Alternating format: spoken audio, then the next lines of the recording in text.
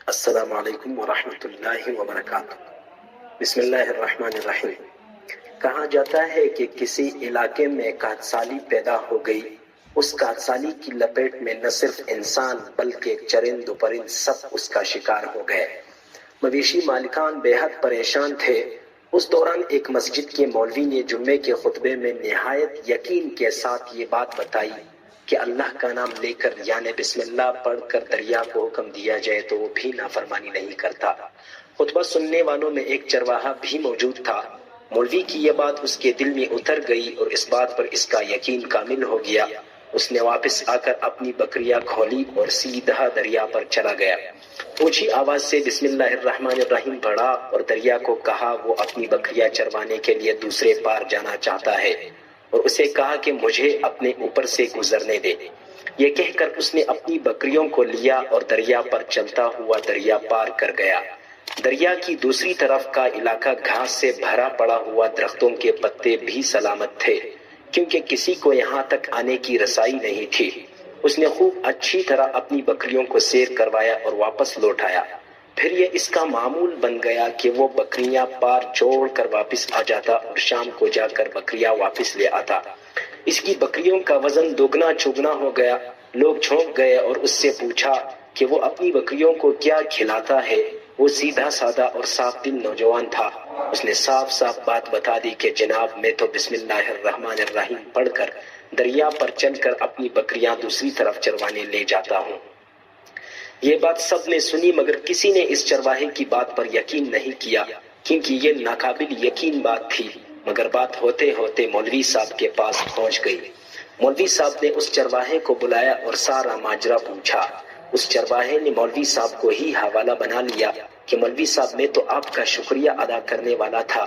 آپ نے جمعے کے خطبے میں جو نسخہ بتایا تھا کہ بسم اللہ کہہ کر دریا کو بھی حکم دو تو وہ بھی انکار نہیں کرتا، تو میں تو بس آپ کے نسخے پر ہی عمل کر رہا ہوں۔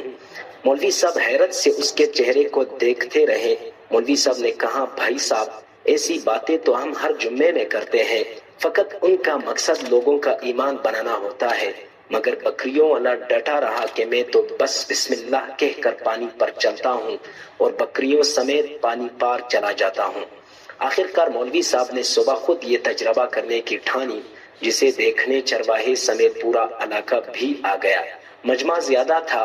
مولوی صاحب نے ایک دو بار سوچا کہ انکار کر دوں کہ کہیں ڈوب نہ جاؤں، مگر وہ جو مولوی صاحب کو کندھے پر اٹھا کر لائے تھے اب بھی جوش و خروش سے اللہ اکبر کے نعرے لگا رہے تھے اور مولوی صاحب کے حق میں تعریفیں کر رہے تھے۔ آخرکار مولوی صاحب نے اپنے ڈر کو دور کرنے کے لیے ایک رسہ منگوایا۔ پہلے اسے ایک درخت کے ساتھ باندھا، پھر اپنی کمر کے ساتھ باندھا، پھر ڈرتے ڈرتے ڈھیلا ڈھالا بسم اللہ پڑھا اور دریا پر چلنا شروع ہو گئے، مگر پہلا پاؤں ہی رکھا تھا کہ پانی میں گر گئے۔ مولوی صاحب ڈوبکیاں کھانے لگے اور پانی کے بہاؤ میں بہنا شروع ہو گئے۔ لوگوں نے کھینچ کھینچ کر باہر نکالا۔ مولوی صاحب کی اس حرکت نے چرواہے کو پریشان کر دیا کہ مولوی صاحب کی بسم اللہ کو یہ کیا ہو گیا ہے، کیونکہ اس کا یہ روز کا معمول تھا۔ اس کے اپنے یقین میں کوئی فرق نہ آیا۔ اس نے بسم اللہ کہہ کر بکریوں کو پانی کی طرف اشارہ کیا اور خود ان کے پیچھے چلتا ہوا پار چھوڑ کر واپس بھی آ گیا۔ لوگ اسے ولی اللہ سمجھ رہے تھے اور اس کے حق میں نعرے لگا رہے تھے، مگر وہ سب سے بے نیاز سیدھا سادہ انسان تھا۔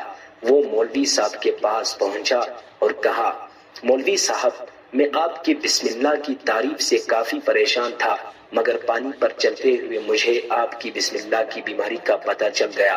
اس چرواہے نے درخت سے بندھی رسی کی طرف اشارہ کیا اور کہا مولوی صاحب یہ ہے آپ کی بسم اللہ کی بیماری۔ آپ کی بسم اللہ کی برکت کو یہ رسہ کھا گیا۔ آپ کو اللہ اور بسم اللہ سے زیادہ اس رسے پر بھروسہ تھا، لہذا اللہ نے بھی آپ کو رسی کے حوالے کر دیا۔ پھر کہنے لگا مولوی صاحب آپ بھی کمال کرتے ہو، میں نے آپ کے منہ سے ہی سنا اور یقین کر لیا اور میرے اللہ نے میرے یقین کی لاج رکھ لی، مگر آپ نے اللہ کا کلام سنا مگر یقین نہیں کیا، لہذا آپ کو اللہ نے رسوا کر دیا۔ محترم عزیز دوستو، یہی کچھ ہمارا حال ہے. ہماری نمازوں اور دعاؤں کا حال بھی یقین سے خالی ہے.